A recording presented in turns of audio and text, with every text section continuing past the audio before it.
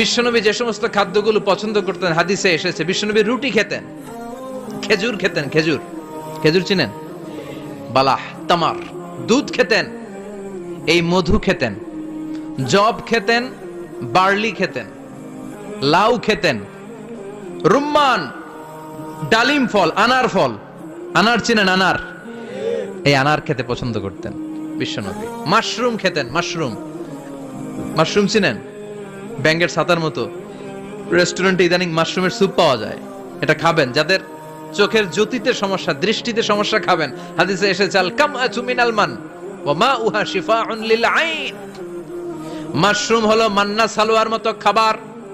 মাশরুমের soup যারা খাবে, চোখের জ্যোতি যাদের কম, তাদের চোখের জ্যোতি বাড়িয়ে দিবে কে?